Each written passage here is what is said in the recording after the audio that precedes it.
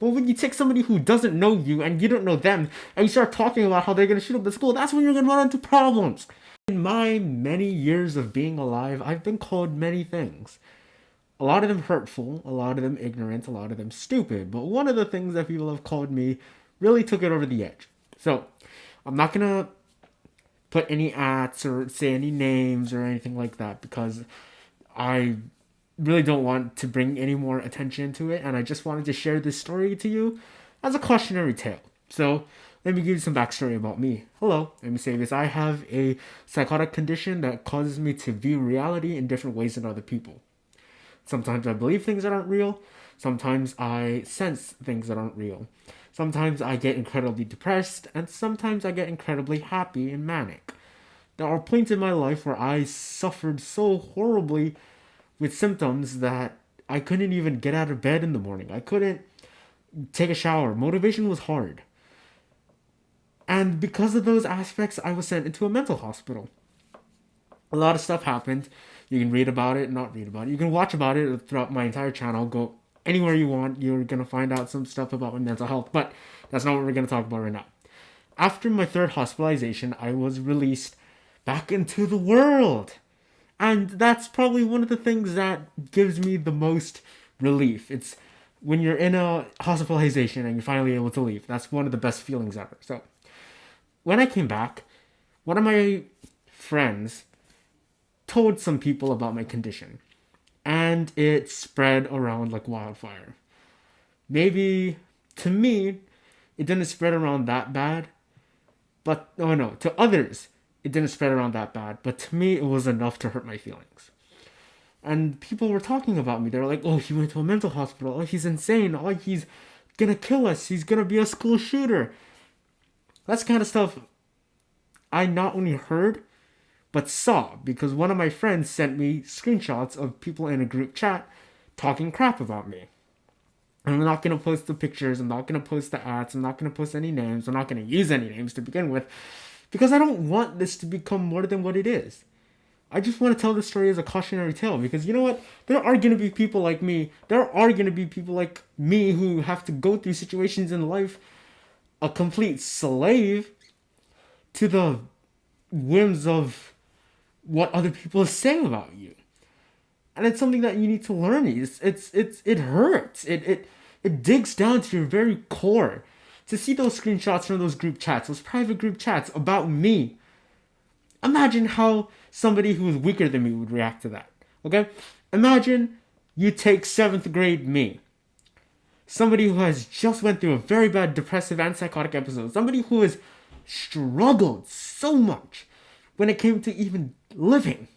And take that vulnerable, weak, idiotic, naive child and you throw him into a situation where people are calling him a school shooter. You take that little kid and let's just put it slightly, it's not gonna be pretty. It's not gonna end up in a positive way.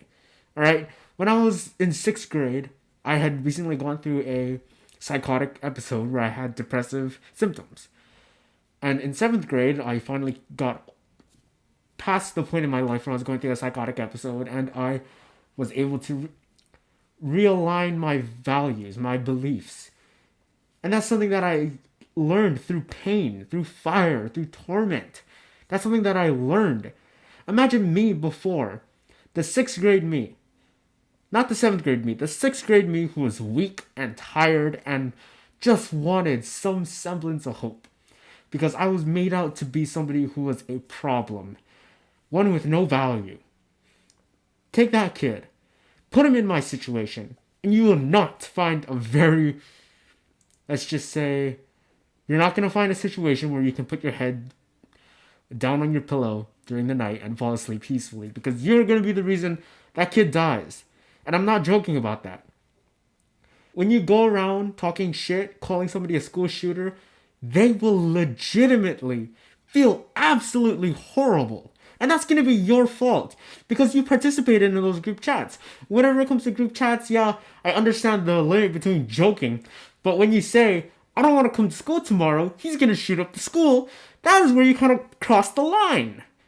So be cautious. Be aware. And please, know your limits. Make it very, very clear what's a joke and what's not a joke. I love dark humor. I joke about my symptoms all the time. But the one thing I will not stand for is somebody legitimately coming at me from a place of hate and misunderstanding and bigotry and generally negative. When somebody comes at me with that negative sense, with that negative meaning, with that negative connotation, and it's legitimate discriminatory hate, that is when it really affects me. Because people, my close friends, they can joke, oh yeah, are you seeing stuff right now? Oh, are you I don't know, whatever jokes they may say, I'm fine with that.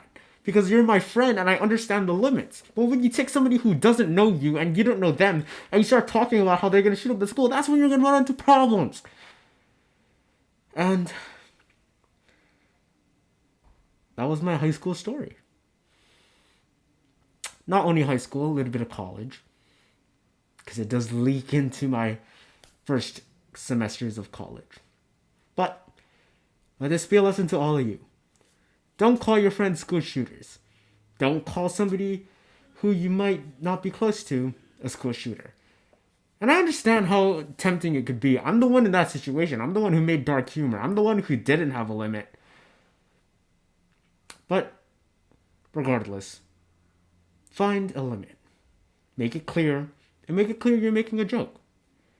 Because what you say can really hurt. And if you're hurting right now, I have emergency links down below. Sorry for the weird breathing. I have emergency links down below if you're in an emergency. Check it out. Whatever. And thank you for watching. I noticed that a lot more people are watching my videos. I'm getting a lot more watch time, so woohoo, yay! So, thank you for watching. I really appreciate you. I really appreciate every single one of you who takes the time out of their day to watch my shit. Honestly, it really gives my life meaning. So, hope you enjoyed, and I'll catch you in the next one. Ahui ho, malama pono.